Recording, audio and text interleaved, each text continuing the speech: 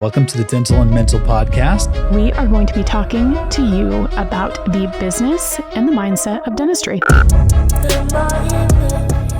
Welcome back to the Dental and Mental Podcast. I'm Dr. Galen Detrik, and this is Dr. Snape. We are... Can't deal with this guy. Well, I'm Doctor Who. Who am I? Because I am an associate joining VIDA. Correct. And it turns out I can't also be Dr. Detrik. So who am I? I'm Doctor Who. You are Dr. Davina.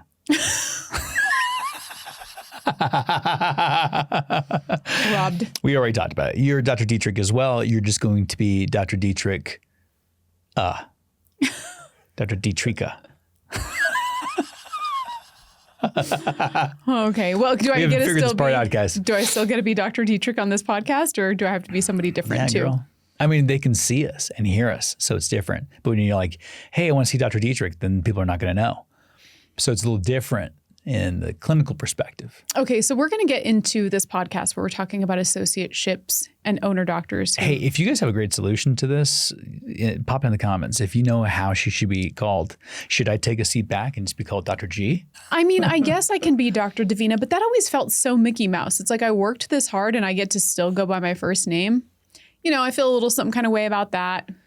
I also feel some kind of... People call me Doc, Dr. D, Guy, Deuterino. Well, you're making it sound really lax until I say, maybe I'll be Dr. Detrik and you can be Dr. somebody else. Correct. And you pull the rank card and the owner card real quick. So I'm back to being, you know, Dr. Gal. Well, you wouldn't want to be with a guy who's just like, sure, babe, whatever you want. Simping around, little simping, little shrimping. A little simping and shrimping. So yeah, we're going to get to associateships. We're going to be talking about associateships today. But in the meantime, please give us your solutions to the Dr. Detrik squared problem. I'm going to read something to start this one off. This is from today at 4:46 p.m. Devin writes, congrats to Greg. This is on our group thread as a practice. Congrats to Greg. He hit 160,000 in production for the month, an all-time high for him. I would guess less than 1% of dentists are capable of doing this. It would not be possible without an exceptional team that surrounds him. We are fortunate to have you guys, and we anticipate Greg will easily hit 200,000 by the summer. Great job, team. Pretty amazing. Phenomenal. Pretty darn amazing. Phenomenal. As an associate. And also working 3 days a week. Well, we don't need to pour salt into the already fresh celebratory wound. We're not pouring into a wound. We're pouring that salt on the rim of a margarita celebration. Right. True. Well, I hope we're not expecting this kind of numbers from the new associate. We're gonna need 160 from you, girl. And you can then be called Dr. Detrik once you hit 160. And who will you be? I will then be the ghost of Christmas past, of Detrik past. Okay, so this is a great conversation because we have a lot of owner docs come to us and they want to hire an associate. Yeah. And we have associate docs come to us saying, what do I need to look for as I am going to join a practice? What needs to be in place for me to be successful? Because a lot of our associate docs that have been in Thrive already have a history of high production. Yeah. Mm-hmm. Yeah, they do. Well, let's first kind of start with like, what is high production as an associate dentist? I would tell you that if you can hit somewhere in the ballpark of $500 to $800 per hour, so roughly you're hitting somewhere in the ballpark of, I don't know, if you can hit $5,000 a day, $6,000 a day in production, that is, that's great. That's good. You know, I think we're happy with that. It's a lot harder for most associates to hit those kind of numbers because most practices that bring an associate on are not designed, do not have the marketing capacity. They don't have the systems in place. They don't have the team in place to be able to support that kind of production. Okay, so let's break this podcast down into 2 sections. If you are an associate, what kind of questions are you asking if you're contemplating joining a practice? If I'm an associate? Yeah, you're an associate. You're really thinking about making a different move into joining a practice. Maybe you're happy enough at your current practice, but you think that there are opportunities in this other practice. What kinds of questions are you asking? What are you looking for? And you're a doctor who is hitting that $5,000 production mark. Honestly, I would do something that most people would feel very uncomfortable doing. I would ask for the P&L. Okay. And what are you And looking a lot for? of people would be like, oh, hey, I shouldn't have to give that to you. But Greg, we gave it to Greg, 100%. Why would an owner doc be reluctant to give that to an associate? Because it's not very flattering for a lot of practices. Okay. Yeah. That, or, there's also just the feeling of like, these are my financials a little bit, and they're not personal financials, but it is the barometer of all businesses. What is your profits and losses looking like? And for a lot of businesses, I don't think that they look at those. As business owners, I don't think they do. So it's kind of news to them. You're not that familiar with it, so you feel a little worried or feel embarrassed by it. But if I'm an associate, I want to know truly, like, what kind of overhead are you operating at right now? Because the health of the associateship depends heavily on the health of the practice at that particular juncture. It needs to be optimally healthy, not like doing okay. It needs to be optimally healthy. Too many patients bursting at the seams, killing it on production, overhead. See, if you're doing really, really well, your overhead should be substantially lower before bringing an associate on. Why? Because you have all of the patients. You're not splitting with anybody. And so truly the profit should be fantastic. The only reason why it wouldn't be is if you're already planning for that associate and you've hired on more staff to accommodate that new person, which is great. That's an awesome thing to see, but you would see that in a P&L. You can't rely on anecdotal stuff for that, right? As an associate, truly, people lie all the time. So what else are you looking for? You're an associate looking to join a practice. What's your marketing budget? What are you known for? What kind of dentistry does that particular owner dentist do? And what is the kind of dentistry that they want to, what's the service mix that they want to bring on that they do not either currently do or don't really like doing? Mm-hmm. And then again, this is why I would like to see more of the financials of a practice. I want to know how much of the dentistry are you actually doing? Let's say that the dentist does do, they do full mouth rehabilitations, and they do implants, and they do endo, and they do all crown and bridge. And fillings, obviously, simple restorative. Cool. I want to know what's the ratios of these. Because when that dentist tells me, I want to focus on full mouth rehabs. Okay, awesome. How many did you do last year? And I start looking at them like, but they only did 2. Well, what's to give me assurance that when you decide to shift fully into that, you're now going to have 2 a month? Right. And that's not, again, you might be feeling like as an owner dentist, like I'm asking for too much as an associate. No doubt. This is a negotiation, kind of figure those pieces out. However, if you really wanted to have all the cards on the table and go through this like you would with a marriage, right? All right, we're engaged. We're intending to get married. Well, that brings up another question. Let's say this is a true associateship. Are you also asking the question, you're the associate, does this associate have desires to buy into the practice, and is that something that the owner doctor has expressed wanting to do? Because some associates have no interest. They're like, no, thank you. I don't want to be an owner doc. So I think probably that's something that needs to be talked about, is establishing that. Are you looking for somebody to buy in at some point, or are you looking strictly for an associate relationship? No, I think you're trying to get as many of the cards on the table as possible. Again, in a few minutes, we can definitely talk about how we handled it with Greg. And I think it's one of the reasons why it's worked so well. There's a lot of things that we put into place. It took a little over a year to bring Greg on. So let's shift into that. What, as owner docs, did you and Devin do anticipating bringing on an associate? And to be clear, you just said this, but right, you thought about it. You guys had already implemented things for a year prior. It wasn't like, oh, we're really busy or we want to take time off. Let's bring somebody in tomorrow.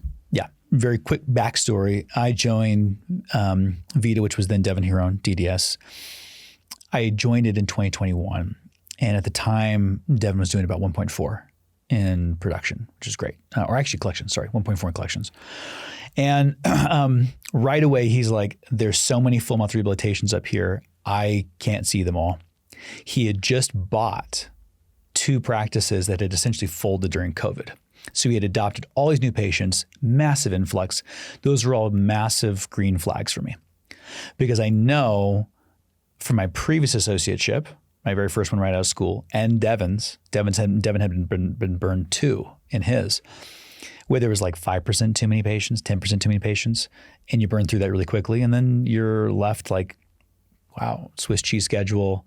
But then you're also an associate, so you don't really have as much command over A, your schedule, B, marketing budgets, patient experience, even to some degree, right? So how much you can actually bring in is actually quite limited based upon the arrangement with that dentist. And so those failed.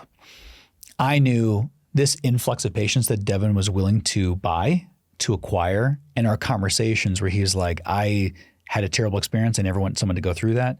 And you have this particular skill set and I don't do it at all. And this population needs it dramatically. And he showed me case after case after case of like, yeah, you're right. That person could use an FMR. It was an easy thing for me to come up a day a week. So we kind of seasoned into it. You fast forward about probably 6 months into it, it was so good, and financially for me, but also for the success of the practice, the brand, that we then had conversations about, well, it'd be great to drop insurance and it'd be great to rebrand this thing and it'd be great to maybe take on an extra day. And that then said, well, that's now becoming more of a marriage. So do you want to sell it? Do you want to sell half to me? And Devin's like 100%. He's always had that vision of like, if I can give more people ownership and I can take a bit more of a back seat, he's great at that. So we had that interaction. Fast forward to 2024, late 2024. Devin and I both, it's probably like August, we both were a little tired, to be honest. I mean, we'd pushed really, really hard for 3 years and tripled the practice. So we had done about 5.3 or 5.4 in collections at the end of that year. We were just tired. And what that really meant was, if we're going to keep going at this pace, we might burn out. So we should bring in somebody else. And that way we can sell a portion. We loved the way it worked for him and I. So we went to do the same thing for somebody else. So we knew right away we want somebody who's willing to buy in, skin in the game. And also because that's the goal. If you own a practice, you want to sell your portion of the practice at some point, because that's where you get profit. So we knew we were looking for somebody who was going to be a high enough producer and who would want to be an owner. The next phase was really saying we need somebody who we can trust is going to want to make that, if it's coming from Albuquerque, going to be willing to commute up to Santa Fe. It's 2 hours a day of driving. Somebody who's going to be willing and hungry enough to make enough in production to offset their practice loan. Right. You know, I don't think people think about this kind of stuff. I know they don't. Where you don't think about like, okay, if a person buys into your practice at $1 million, they're going to be servicing a note for $12,000, $13,000, $14,000 a month. Right. Can they afford that? On top of student loans, top of everything else? Like, that's a person who has to produce at a very high level. Are you thinking about that? Are you putting yourself in their shoes? Are you doing what is required to give them the leg up and help them? We were. That's exactly what we did. And so we had a lot of conversations, gave Greg the P&L, worked back and forth on valuations, and really showed him, I think, the olive branch of we're committed to your success. Because when you're successful, we will do well. And that's exactly what's happening. And so what did that look like from a marketing perspective? How did you make sure that he is able to have enough patients? Yeah. Right. Because producing is one thing. Having people to be able to use your skill set is completely different. Well, and I think in full transparency, and Greg would agree with this because the numbers support this. If you look at case acceptance, not just the percentage of case acceptance, but also dollar amount accepted, Devin and I are better at that. And there's a reason for that. There's a number of reasons. One, we've been practicing longer. Two, we really focused on that. Devin and I were very focused on case acceptance. But third, we've been there longer. So there's a more rapport and a name and all the rest of brand. So we know that for every one patient we see, Greg's probably going to need to see 3 to hit the same case acceptance dollar amount percentage. So that tells you something right away. Your marketing is going to have to increase dramatically, because the same marketing budget to give Devin and I the patients we need to do well we essentially have to increase that amount 2x at least, right? Because he's going to need at least 2 patients for every one of ours. So you guys are going through a period of already being like, we're overwhelmed to we need to overwhelm some more. Correct. To be able, like you had that conversation. Yeah, very good. Where it's like, we're going to have to take on more so that we can feed our new baby. Yes, exactly. Yeah. Yeah. It's a very good insight, and you're absolutely right. So that's not just something that falls on our backs, it's our team. Right. And so there's a lot of growing pains as a team, because the team can they don't see the same vision, time span, horizon that an owner does, nor should they. That's not what they own. But that means that you have to really manage those expectations and communicate very effectively why we're trying to do this. And what is the benefit to the team, right? Is it just going to give you more work, or is there something that you get from this? And so when we did the marketing analysis, what we found, and this is actually one of our courses, 100% you should get this course. If you listen to this, it's probably one of the best ones we ever did. It's a very quick 90 minutes. It's called RevGen, but it basically showcases how we marketed to bring Greg on. It's more or less what it is. How do you utilize marketing to go from, we were actually losing patients each month, net, right? So we'd bring in 30 and we'd lose 35 out the back door. So how do you bring in more and close off the back door? Mm-hmm. That's really what that course walks you through. So we went from losing attrition of probably around anywhere from 5 to 10 patients a month. And granted, we went fee for service, increased fees, did all of our things. And so a lot of that stuff ends up being attrition related. To now, we average about 90 new patients a month, which is insane. Mm-hmm. That's crazy, right? For a fee for service practice to bring in 90 new patients is pretty incredible. Well, that process has given a lot of at-bats to Greg, which is one of the reasons why he can produce what he does. But all that happened before he came on. That's a really important part. We were like, we'll build the plane on the way down. It was Devin and I knowing we're going to be working our tails off. So what do you see when an owner doc decides they want to bring on an associate? Typically? What is their usual plan? Or maybe, and some, I mean, we see a lot of people that don't have a plan, but why are they bringing on an associate? Typically because they want to do less of the things they don't like doing. Procedurally, they want more time. Mm-hmm. They want to travel more time at home with their kids, more time to do whatever it is. So it's usually time. It's usually procedural, just like the stress of that, and it's usually financial. They think, somewhat foolishly, if I bring on an associate and I pay them 30% of adjusted net production, let's say, or collections.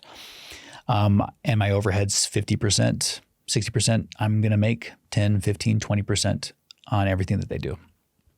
And so you start to see dollar signs. And there's nothing wrong with any one of those things individually, but I do think it's incredibly unethical to do that to somebody when you have not planned for them to be successful, but only for you to get what you want. Mm-hmm. And unfortunately, it's probably a good 80% of dentists that do that. I agree. Owner docs do that. Right. And to the point of your story and Devin's story, that's essentially what happened to both of you. Yeah, and I'm not even sure that it was ill will. There might be a few bad apples that really do that with ill will, but it doesn't matter, honestly, because it's still a person's livelihood. It's like you could say with the best of intentions, you didn't mean to hit that person with your car, but you did. So it's like, it doesn't matter. Bad analogy, but whatever.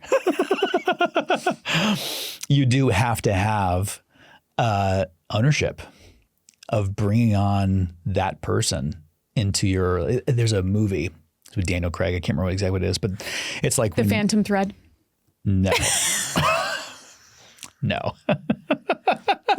Took a shot. I liked it. That's so good. No, but you said Daniel Craig. Daniel Craig, not Daniel Day-Lewis. No, that's why I said The Phantom Thread. You know what? My bad. I'm here for it though. I appreciate that. I heard Daniel Day-Lewis. It's him, and it's a story of 3 brothers. These 3 Jewish brothers, and it's in a war, and I can't remember exactly what happens, but there's a part in it where they say that if someone, do you know what it is? Defiance. Yes. World Mom War and II, right? Yep. Yeah. Defiance. Yep. Man, he's good. Dylan's great. He's a walking little Furnished encyclopedia. mind. Furnished mind. Yeah, brother, full circle. But essentially, if you help save somebody, right, in this war, like they took on some people that were fleeing from the Nazis, and they saved them. And there's a line where it's like, they're now your family and you're responsible for their life. And it's this weird thought because you're like, well, I saved them. I feel like my job's done. It's like, no. You now have adopted them. Like, because of that gesture, you are now responsible for their livelihood. And I love that servant's heart in that. I think it's the same thing for an owner. If you are willing to bring somebody on and you extend that offer, you now also, if you're going to help them with their livelihood that way, you have to ensure that you can do that. You know? Right. So yeah, I think it's a great question. I think that's usually what it is, unfortunately, which is why I do think an associate being in this market, in this kind of environment that we're in right now, they should be able to ask for a P&L. They should be able to ask for all these financials because they're making a business decision. Whether they're buying in or not, it is their livelihood. Right. Yeah, absolutely. And I think to that point, if what you're saying here is not something that person understands, go and find somebody that understands business that can help you understand and help you navigate that decision. Right? This is not a place where even if you're ignorant around it, you should not start tapping into your network and somebody who understands a P&L, like, hey, can you help me navigate this? What am I looking for? To really start leaning on other people to give that advice if you don't have that advice. Because I'm thinking about us right out of school, we wouldn't even know what a P&L was. So we didn't know what those letters meant, nor would we know to ask for them. And even if we had, by the miracle, got that far, we wouldn't know how to look at it. When you're looking for someone to help you with something like that, which you should, I mean, by all means, I think you're absolutely right. It's not as simple as just going to a CPA. Because unfortunately, most CPAs are not dental specific CPAs. And just because they are doesn't mean they really understand the nuance of what it means to run a practice. I mean, I go through P&Ls all the time, right? All of our clients, all of our coaching clients, all of our consulting clients, I do it for businesses all the time. So I'm very familiar with those. And what's interesting is that you see a lot of these dental CPAs, and it's just that they found a group of people that will pay them a bunch of money and they can start to say that they're a dental CPA. We fired our last dental CPA. It was a huge firm. They were terrible. They're terrible. They did a horrible job. And what I'm saying is that they'll miscategorize things all the time because they throw through a rubric. Whereas a dentist is going to look at it who understands P&Ls and say, oh, okay, I need to ask further questions around procedural mix and how many patients are in this actual pool that we're getting this production from. And what is your average? Like, I want to see dental intel metrics, right? Dental lab metrics. I want to know exactly what's going on in this practice, pair that with the P&L, look at the software of the practice, put all those things together and really get a picture of what that practice, what's the health of that practice. And if you did that for VIDA, you'd be like, damn, this is a super healthy practice. Whereas, 3 years ago, it might not have been as much. 4 years, it might not have been. Which is why if an associate asks you for a P&L and you're an owner, that's a great opportunity for you to know what's my practice really doing. And if there's something embarrassing in there, great, you get an opportunity to fix it. The last thing you want to do is bring somebody on with a hope strategy. Right. Well, because it's painful for everybody. Everyone. And then there's also very clear expectations. So Devin and I had the conversation with Greg about what the value of the practice was going to be. Everyone got different P&Ls, different valuations. And that's the other thing about valuations. Right. They're kind of shit, right? You can make them say whatever you want them to say. So the person who's buying is going to try to get as low as they want. The person who's selling is going to make it as high as they want. And so ultimately, it's a negotiation. That's what it's always going to be. And so if you get a valuation, just know you should definitely challenge it to some degree.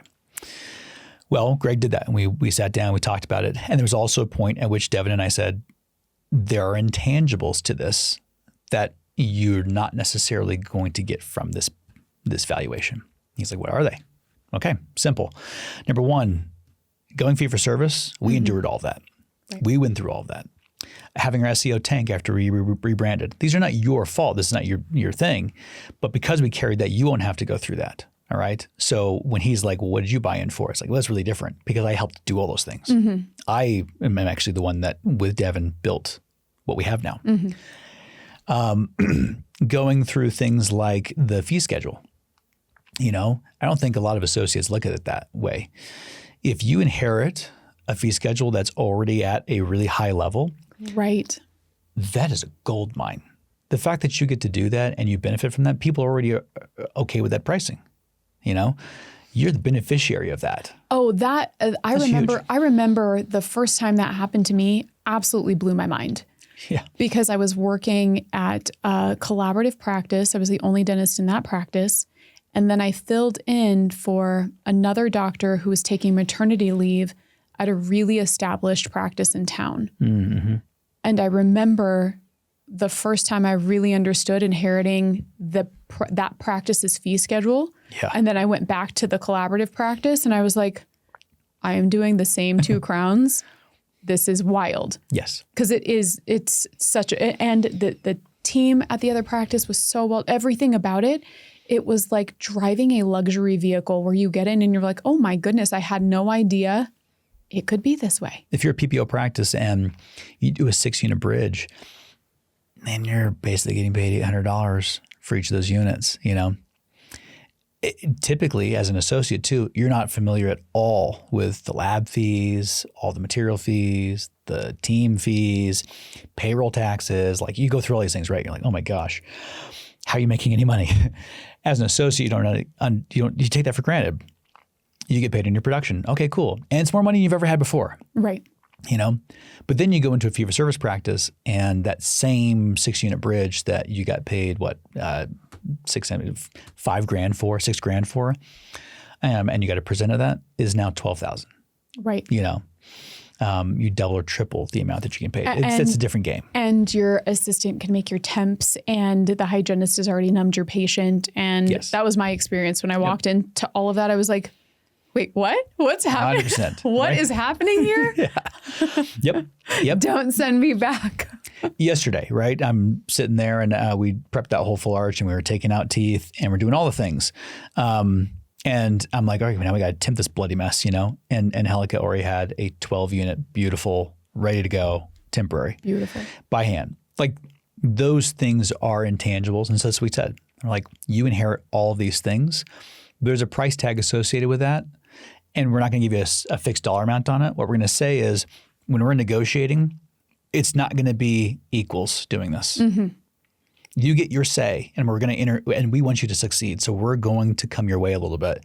But ultimately there's a bar and we're going to say, we're not going any lower than this. So if you want to be part of it, you're going to pay this amount. And I think that's a very reasonable thing to be able to say and to do. And to the point. Provided of what you said earlier. All of those things have been taken care of, right? Correct. You're not asking for a ridiculous amount for buy-in with none of the bells and whistles, which is like essentially buy into this practice, but you've got to scratch your own practice within this practice. 100%. Because that happens. Well, and that's always that's the corollary. Devin's really good about that. He's like, you have choices. And choices, you can keep doing what you're doing right now, but you're burning out because it's PPO practice and you're working 5 days a week. You can come work for us and you're going to get paid X amount and you're going to work 3 days and this, that, and the other, but you're going to pay, top dollar for coming into our practice. Or you can go scratch your own and it'll take you 10 to 12 years to get even close to where we are right now. Right now, 12 years. It's like buying the fast pass at Disney World. That's right. Yeah. You can stand in the line. You can. Yeah. Yeah. Look, what it comes down to is you're always going to pay, right? If Devin and I pay, Devin paid before I joined in there. Right. I paid my own way, but creating my skill set, and you and I did what we did. But when you create this practice, it's like all that time and effort and conversations and training and all the rest, that's what we paid. Now you're going to pay physical dollars to not have to do all those things. You will just pay one way or another. Right. Or you can go learn on your own. So Greg was great. He's extremely reasonable human being, very practical. He's hilarious, calm. great with our patients. He's wonderful. So we did a couple of working interview type deals and saw how he did things. We scanned everything so we could look at his scans and see what his prep styles were like. Did you get all the decay out? All those kind of things. And then we asked for his numbers. So as an owner, I think that's 100% what you should do. Let me see what you produce. Don't tell me what you think you can. I want to see what you actually do. And what are you producing it from? Don't come to me and say you do cosmetic dentistry and you've only done 2 cases in the last 2 years, like, or 4 unit in the anterior. Like, do you have pictures of it? Right. You're bringing somebody in that's going to represent your brand. So we did all of that. It was getting married because that's what it is. And in the end, he's absolutely thriving. Our expectations were you have to hit $1,000 an hour. Well, that's not that hard in our practice because of our fees and everything else. So he's got to hit $8,000 a day. And Greg, last time I checked, he was a little bit over $1,300. It's phenomenal. Awesome. It's absolutely phenomenal for an associate. Well, I guess that brings us to what are you going to do with your new associate? Can you fire her if you needed to? You know, if I had to. I don't know why I keep looking back at Dylan, but when I'm saying these things, I'm like, Dill, help me out. There are a lot of times that spouses do work in the practice. And Yeah. so you and Devin you and I have an established marriage, but you have an established marriage with him as well. Correct. Yep. And we're talking about the VIDA marriage. So much of this is just very, very abundantly clear communication, right? With like, you take the gloves off, your little bare knuckle, and you just kind of start the conversation by saying, we're all in this with the best idea wins, and we want everyone to thrive. Yeah. Okay, cool. We're all there. So what I'm about to say is going to come from that perspective, and everyone hears what has to be said. Yeah. And it was great because Devin and Greg, Greg's buying in probably the next month. We've got everything set to go. So probably finalized next month. And with respect to Greg, we're bringing you on and bringing you on essentially a day a week. And what we're finding is that we now have almost too many patients for 3 docs. So, and we want to continue to grow that because we want to bring more people in. So in order to do that, we had to find a good solution. And here's the thing. We're not quite at a place where we could bring on another Greg. We're not that. I mean, a lot of dentists would say that we're plenty busy to do that. But we know what it took to give Greg that leg up. And so you're taking on a whole person and their family to do that. The greatest solution to this problem was we have 20% too many patients. And that's too much for Greg on a Friday, who's there by himself on Fridays. So great money days, but the team's stressed. It's hard. It's a typical day where everyone's waited till Friday.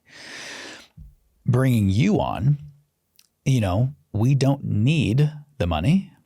We don't have to it's not like bringing in a whole nother family that way, right? Right. I'm part of your family, so I don't have a certain amount that I need to make to pay my mortgage. And you've been successful in the other areas of your life. Right. So it's a perfect thing because it's like, all right, truly an eat what you kill model works and no one's going to be sad about it. We're sending you to training for Lynette. There's an investment there. It's $30,000. And so we were very clear about the stipulation. You will have to essentially triple that investment before you can go find something else to do if that's what you wanted to do. I think you're going to love doing it, given your background. But that's one of those questions that people don't necessarily ask. They're not thinking, oh, but what about when Davina is like, I think I'm done with this, or you have too many coaching clients, or the homeschooler paintings have really taken off, and you're ready to move on, right? Or I'm not saying exactly what it is, but we are also in the process of buying another business. Correct. Yep. Yes, we are. So there is that whole aspect of what is happening within our family as well. And one of our conversations was that's going to be a lot of time. Right. It's a very large energy expenditure for you and our family. So I was very frank and open about those things.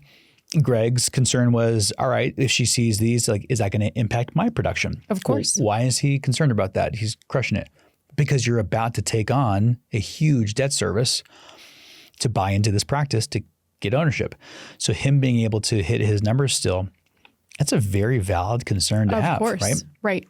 So addressing that and saying, all right, cool, what's our solution? The solution is you don't have to go do a bunch of crowns and veneers and fillings and all the rest. We don't need you to do that. Greg can do those things. What we need is something that's niche to you that has a very high ROI. And Lanap was that thing, and you have the background for it. So it's the perfect way of saying, let's get you in. You see all these limiteds, and you start stacking people's schedules. You refer them to other people in the practice, take on what you are willing to, and look very myopically for Lanap patients. And that is a phenomenal solution to this problem, which then gets us that much closer to when that time comes. Either you keep going, or you keep going and we bring on another associate, or you make way for another associate. It's a great solution. And that's the way you have to think about business. Yeah, I love that. I love that because of the transparency and really being able to hear the concerns. Yeah. And say, okay, am I willing to do this? Am I not willing to do this? Where can I help out? Is it worth my time to help out? What, what does the future look like? Yep. Right? Because to the point of that, like maybe I pick up more days, maybe I say I need less days. And does that impact the practice? And what do I commit to from the start to make sure that I am not a liability on like, oh, I don't work some and not work the others or whatever it is. And to Greg's point, not eating into his schedule and his production. Yeah, I think those are all phenomenal good points. And one of the things you said at the very end, which I think ties in very nicely, there's this idea of like full commitment, the full send.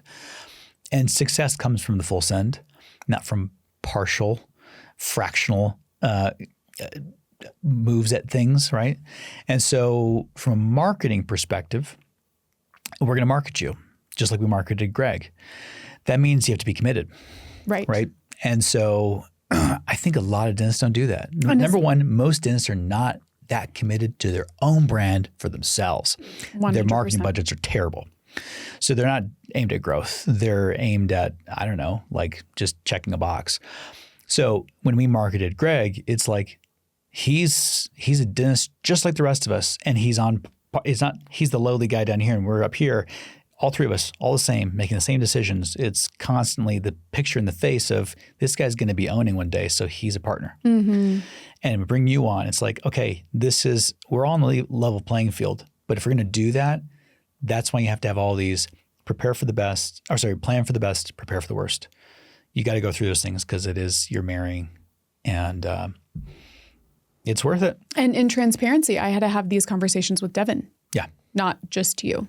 Correct. Right. Correct. Yeah. 100%. Yeah.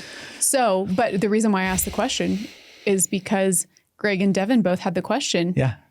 If we need to fire her, can you do it? I said in a heartbeat. Yeah. And then we have that conversation too, right? Like, okay, let's plan for that. If there is something that happens, what does that look like? And because we've already pre-decided that, now we have plans for all the different directions. That's exactly right. You have a game plan for as many of the different avenues that this thing could go. And then, more than likely, based upon what we've seen in past and the way you work and the way we all get along, it's probably going to be fine. Right. But if it doesn't, we know exactly what we have to do. And if I had to fire you, the truth is you would just let yourself go. But our big deal was beep, beep. Beep, beep. Bye, buddies. I told Devin, I was like, look, man, I have way more to lose. I would rather lose Davina to VIDA, or have VIDA lose Davina than me lose VIDA. Right. Right. Yeah. And that's what it comes down to. But you and I are on the same page with that conversation as well. Like we are we're very much, what does the business need? Yeah, I think hopefully this has been helpful. I hope this gives people an idea, if you're an owner or an associate, kind of what to look for, what to be asking for, the kinds of hard conversations to be able to have. And honestly, the only reason they'd be hard is if someone hasn't done the internal work to be able to have those conversations. Right. They're actually not that hard. It was an easy conversation for Devin and I when he's like, well, would you be able to fire her? And Greg's like, yeah, man, I don't know. Like, right. It's your wife, I get that. It'd be kind of hard. I'd be like, it's not hard, guys. Well, it was an easy conversation it was an easy conversation for all of us because we're all on the same page that the business comes first. Right. Because we did this pre-decisions that work. Right. So I think that's where a lot of this comes down to is as an associate, do that internal work. As an owner, do that internal work. The reality is there's a lot of practices and a lot of associates that could be great fits for one another. There's no reason for people to be floundering right and left, and for solo practices to not be incredibly successful with one or two associates.